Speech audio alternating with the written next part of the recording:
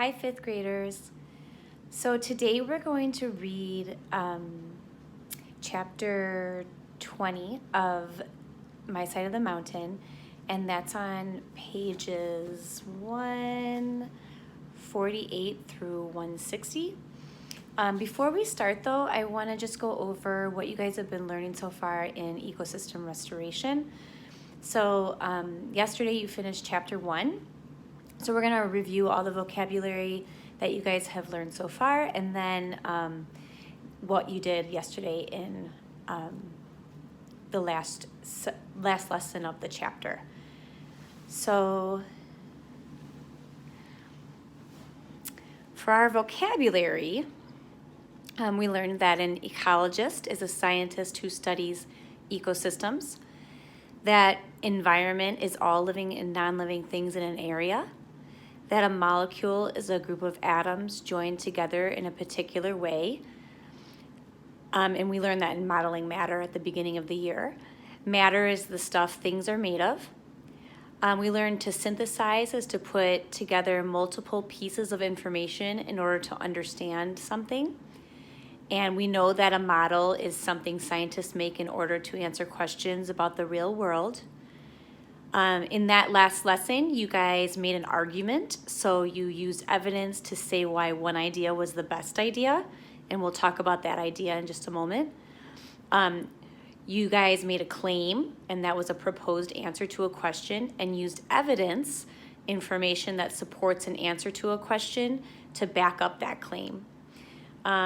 We have been observing, so using our 5 senses to gather information about something. We studied food webs, so that was a new vocabulary word in the last lesson, a diagram that shows what eats what in an ecosystem. And we've been collecting data, which are observations or measurements recorded in an investigation. And then we learned the word restoration, which is the process of returning something to its original condition by fixing it. And we made a plan for a restoration action step. So here is our summary of our first chapter. So the chapter question was, how do organisms in an ecosystem get the matter and energy they need to grow and thrive? So we're mostly talking about the jaguars here. And why aren't those jaguars and the sloths growing and thriving? So we learned that everything is made of matter. Matter is made of molecules. Animals grow by changing food molecules into body molecules that can build their bodies. Animals use some food molecules to release energy for movement and growth. And food molecules in an ecosystem can always be traced back to plants. So our claim for our argument to answer the question of why aren't the jaguars and sloths growing and thriving is that there are not enough plants in the project area. So there's those Sarcopia trees are the plants that the sloths eat, and then the jaguars eat the sloths. So because there are fewer Sarcopia trees, that means there's fewer sloths because the sloths don't have enough to eat. And then that also means that there are fewer jaguars because there's not enough sloths for the jaguars to eat. And you can see that even the jaguars, their food can be traced back to plants because their food is traced back to Sarcopia trees. So because these food molecules turn into body molecules, if there's not enough food molecules, then there's not enough food molecules turning into body molecules. So they're not growing and thriving. So we really need to plant more plants. And that was our action step that we decided. So we decided the 2 steps would be to plant more plants and then collect more data to see if planting more plants will cause an increase in the number of sloths and the number of jaguars. Okay? So that's pretty much our whole, that's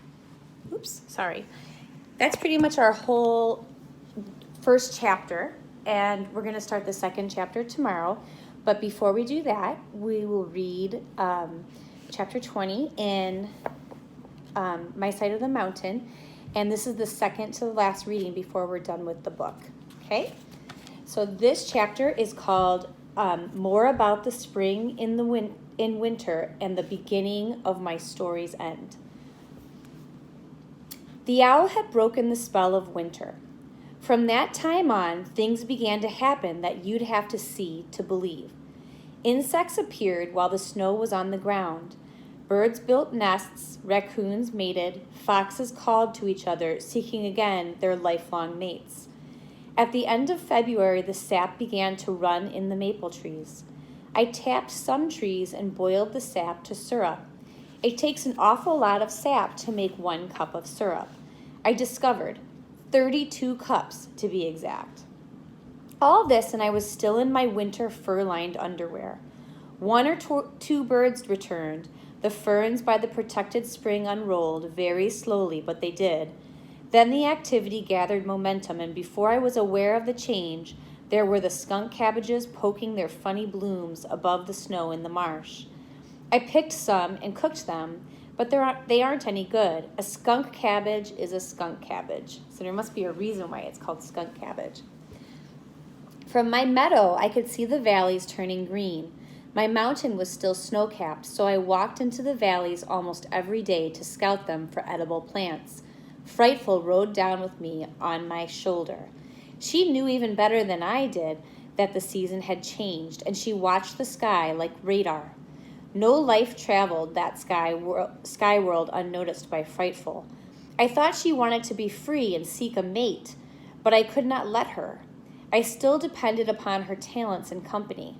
Furthermore, she was different, and if I did let her go, she probably would have been killed by another female.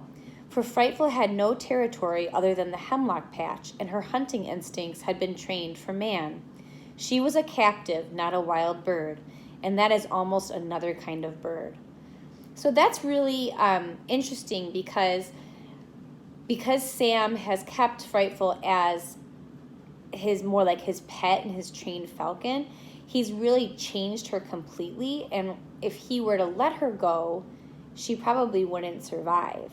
So that's kind of a big deal. It means that he needs to really keep her, or it's not very responsible. So this is a marsh marigold sketch that Sam made in his journal.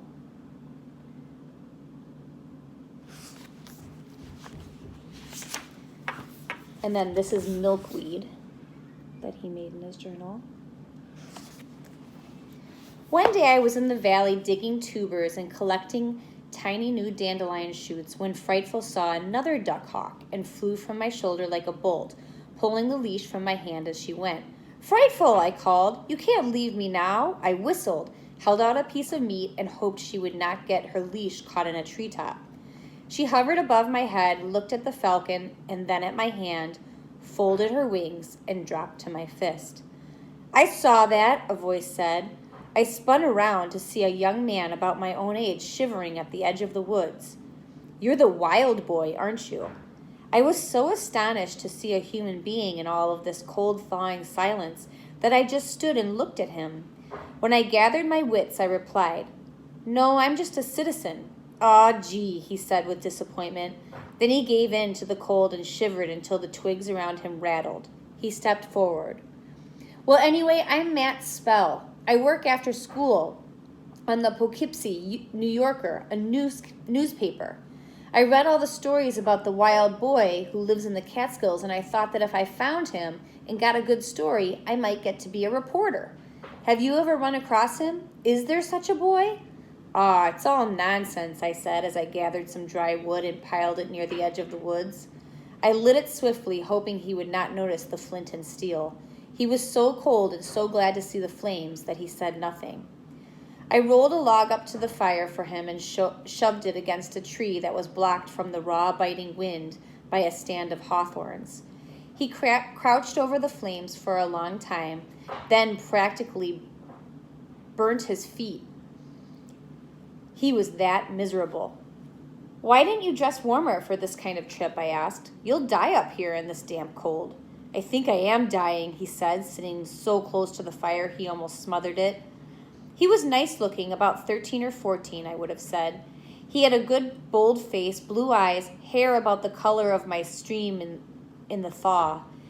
Although he was big, he looked like the kind of fellow that didn't know his own strength. I liked Matt. "I've still got a sandwich," he said. "Want half?" "No thanks," I said. "I brought my lunch." Frightful had been sitting on my shoulder through all of this, but now the smoke was bothering her and she hopped to a higher perch. I still had her on the leash. "There was a bird on your shoulder," Matt said. "He had nice eyes. Do you know him?" "I'm sort of an amateur falconer," I replied. "I come up here to train my bird. It's a she. Frightful is her name." "Does she catch anything?" "Now and then. How hungry are you?" I asked as his second bite finished the sandwich.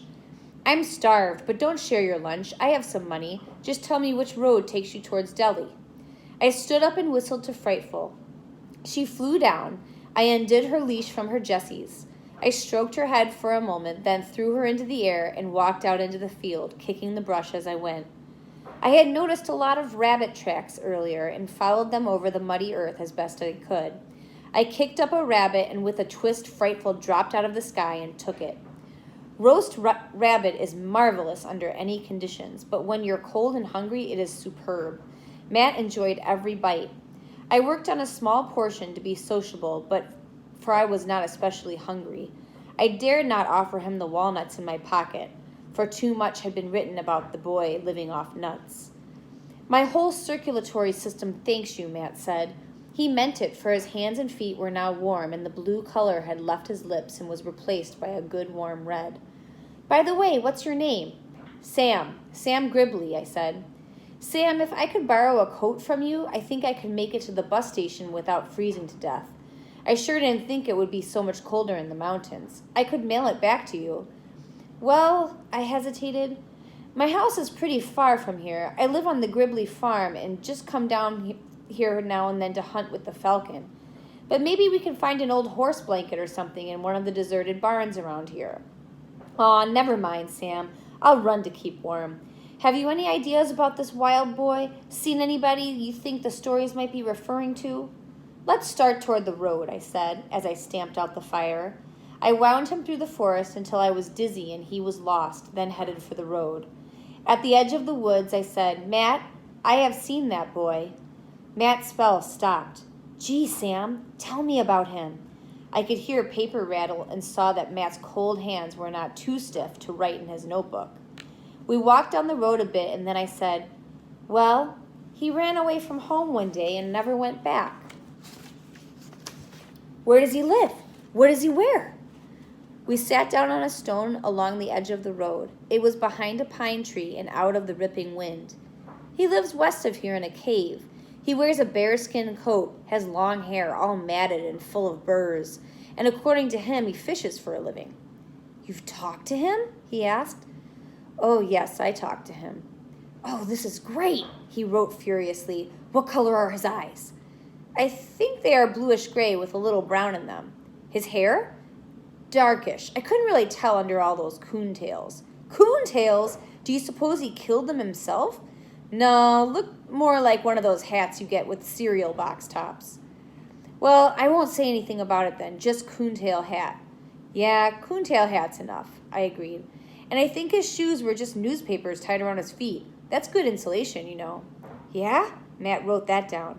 "Did he say why he ran away?" "I never asked him. Why does any boy run away?" Matt put down his pencil and thought, "Well, I ran away once because I thought how sorry everybody would be when I was gone, how they'd cry and wish they'd been nicer to me." He laughed. Then I said, "I ran away once because I wanted to do something else." "That's a good reason," said Matt. "Do you suppose that's why? By the way, what is his name?" "I never asked him," I said truthfully. "What do you suppose he really eats and lives on?" asked Matt. "Fish, roots, berries, nuts, rabbits. There's a lot of food around the woods if you look for it, I guess." "Roots? Roots wouldn't be good." "Well, carrots are roots." "By golly, they are, and so are potatoes, sort of." "Fish?" pondered Matt. "I suppose there are a lot of fish around here. The streams are full of them." "You've really seen him, huh? He's really in these mountains?" "Sure, I've seen him," I said. Finally, I stood up. "I gotta get home. I go the other way. You just follow this road into town, and I think you can get a bus from there." "Now wait," he said. "Let me read it back to you to check the details." "Sure." Matt stood up, blew on his hands, and read. The wild boy of the Catskills does exist. He has dark brown hair, black eyes, and wears a handsome deerskin suit that he apparently made himself. He is ruddy and in excellent health, and he is able to build a fire with flint and steel as fast as a man can light a match. His actual dwelling is a secret, but his means of support is a beautiful falcon. The falcon flies off the boy's fists and kills rabbits and pheasants when the boy needs food. He only takes what he needs. The boy's name is unknown, but he ran away from home and never went back. No, Matt, no, I begged. I was about to wrestle it out with him when he said furtively, I'll make a deal with you. Let me spend my spring vacation with you, and I won't print a word of it. I'll write only what you've told me. I looked at him and decided that it might be nice to have him. I said, I'll meet you outside town any day you say, providing you let me blindfold you and lead you to my home, and providing you promise not to have a lot of photographers hiding in the woods. Do you know what would happen if you told on me? Sure, the newsreels would roll up and the TV cameras would arrive and reporters would hang in the trees and you'd be famous. Yes, and back in New York City. I'll write what you said and not even your mother will recognize you. Make it some other town and it's a deal, I said. You might say I am working for civil defense doing research to learning to live off the land. Tell them not to be afraid, that crayfish are delicious and caves are warm. Matt liked that. He sat down again. Tell me some of the plants and animals you eat so that they will know what to do. We can make this informative. I sat down and listed some of the better wild plants and the more easily obtainable mammals and fish. I gave him a few good recipes and told him that I didn't recommend anyone trying to live off the land unless they liked oysters and spinach. Matt liked that. He wrote and wrote. Finally he said, My hands are cold, I better go. But I'll see you on April 12th at 3:30 outside of town, okay? And just to prove that I am a man of my word, I'll bring you a copy of what I write. Well, you better not give me away. I have a scout in civilization who follows these stories. We shook hands and he departed at a brisk pace. I returned to my patch on the mountain, talking to myself all the way.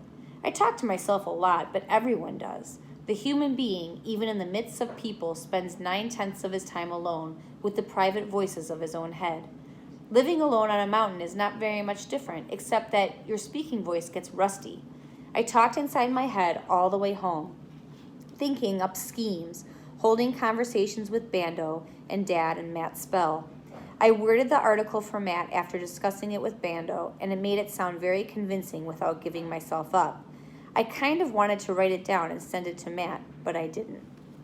And here is a drawing of cattail, wild raspberry, hawthorn, arrowleaf, and spatterdock. I'm not sure. We haven't learned about that one. So these must be all of the plants that he told Matt about.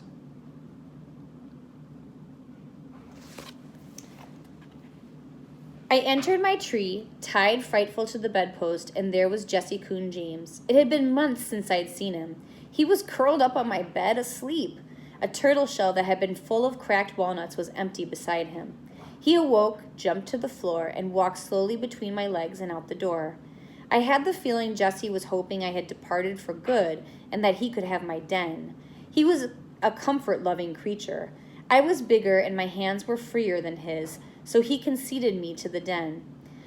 I watched him climb over the Baron's rock and shimmy up a hemlock. He moved heavily into the limbs, and it occurred to me that Jessie was a she Jessie, not a he Jessie. I wonder if she's about to have a litter of raccoon babies, and that's why he was saying that she was a she, and not a he.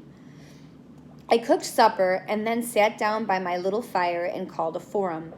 It is very sociable inside my head, and I have perfected the art of getting a lot of people arguing together in silence or in a forum, as I prefer to call it. I can get 4 people all talking at once, and a 5th can be present, but generally I can't get him to talk.